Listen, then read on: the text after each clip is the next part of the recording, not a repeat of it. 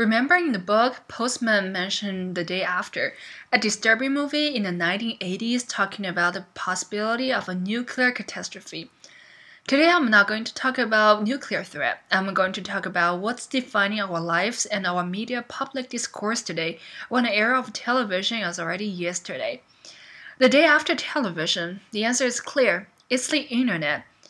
What I will spend next a couple of minutes here to argue is simply that internet is the new meta medium that takes over our lives, from how we get news to how we communicate with each other. Internet is directly shaping our epistemology in a stronger way than television ever could. First, let's get one thing straight and focus on what is a meta medium. It is an idea brought up by Neil Postman as he refers television as a meta medium. Postman says that television has achieved the status of meta medium, an instrument that directs not only our knowledge of the world but our knowledge of ways of knowing as well. As a hybrid of telegraphy and photography, television has changed the people in every way. It's not just one more way of recreation. Indeed, it shaped the culture. As a meta medium, television has brought many problems. And the internet has amplified these problems that caused by television decades ago. So what indeed are those problems? It is that television has made public discourse irrelevant, impotent, and incoherent. Well, of course, it's under the help of telegraphy and photography.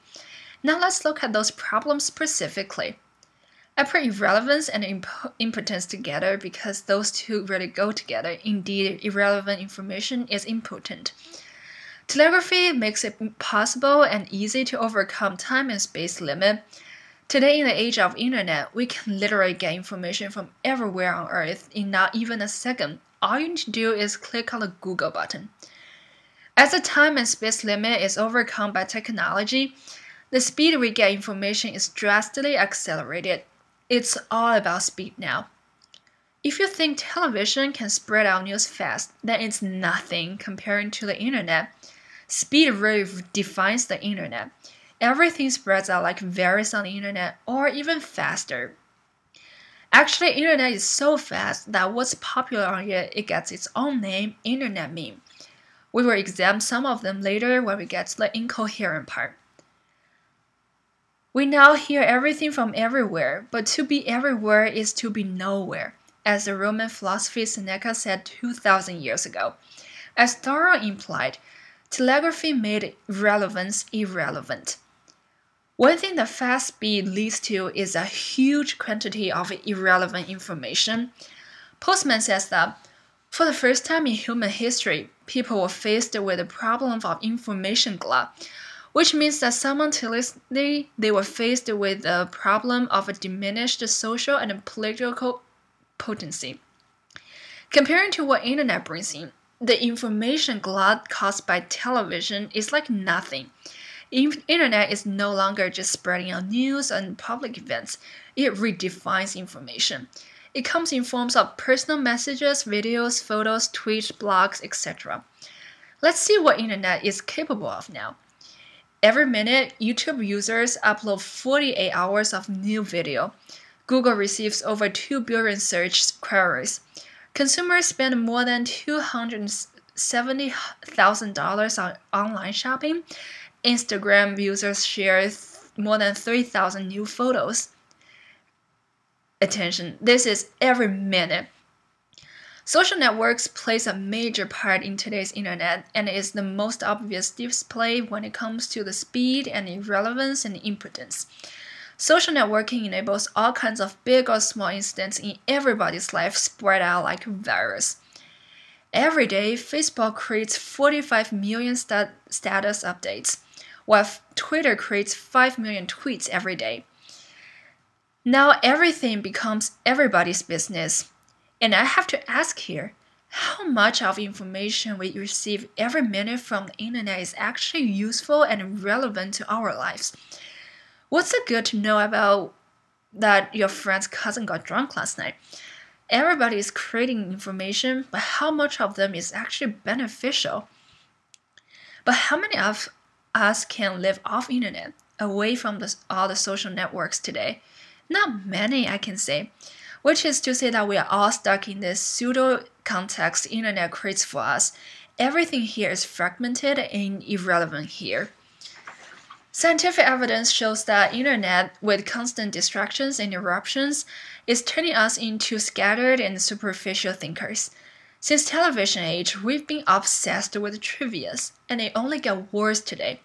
We spend so much time creeping on others' lives without putting any thought into what life really is about.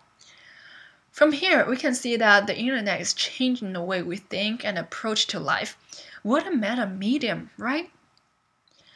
What I said has already touched upon the incoherent problem. Here we will look deeper.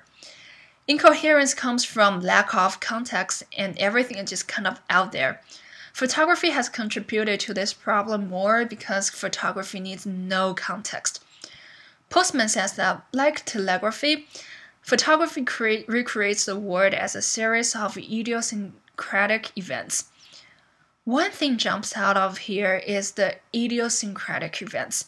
Speaking of idiosyncratic events, I don't think any medium can do it better than creating idiosyncrasies better than internet ever can.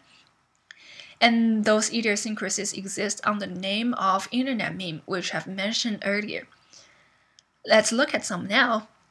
I'm sure like you like it or not, we've all seen some silly pictures of LOL cats.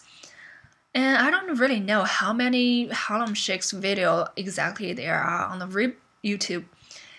Everybody does Gangnam Style today, right? It's a global phenomenon. It surprises me that a baby bites his brother's finger is top 10 most watched video on YouTube of all time. What people think I do versus what I really do, choices of life, right? Countless of them on the internet. Charlie the Unicorn. Finally, I get to understand Americans' obsession with unicorns. For the longest time, I've been like, why unicorns are funny? Oh, and even Angelina Jolie's legs. Oh, please, it's not like the first time a female star has shown her legs. There's so much more internet memes. They have absolutely no context, just jumps out of nowhere. They come and go really fast. They're definitely incoherent, fragmented, and useless. Does any of those internet memes make our lives any better than probably create some stupid laughs? But people are obsessed with them, and internet memes will never stop coming. Internet has definitely bring the incoherent public discourse to another level because television doesn't have internet's power to start a fad. Have you ever heard the term of television meme? Nope. Now I want to go back to the idea of pseudo-context, which is created by telegraphy and photography in nature. Pseudo-context is the structure invented to give fragmented and irrelevant information a seeming use, the use being to amuse. Based on what I talked about internet, I think I can draw a equation mark between pseudo-context and internet here. In a way, internet itself is a pseudo-context that creates pseudo-events. And the pathetic fact here is that we're living here, in this fragmented and irrelevant information system. Just like Postman argued 30 years ago that television has invaded and become our culture, today internet is our culture. It is a culture of multitaskers who cannot really concentrate on anything.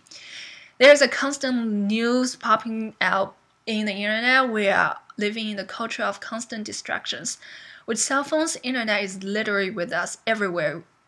Studies have shown that internet and technology is shaping our brain into the way of being easily distracted and is not something we can just prevent by turning off our computers and cell phones. Neuroscientists believe that our brains are being massively remoted by the use of internet. Now, reading a book is actually an unnatural process of thought. It's scary, right? Now I want to reiterate my argument that internet as the new meta medium has made the irrelevance, impotence, and incoherence of public discourse worse than television has ever made. It's the day after. Before we talk about the possibility of a nuclear catastrophe, probably we should first think about where we want to go with the technology we own today.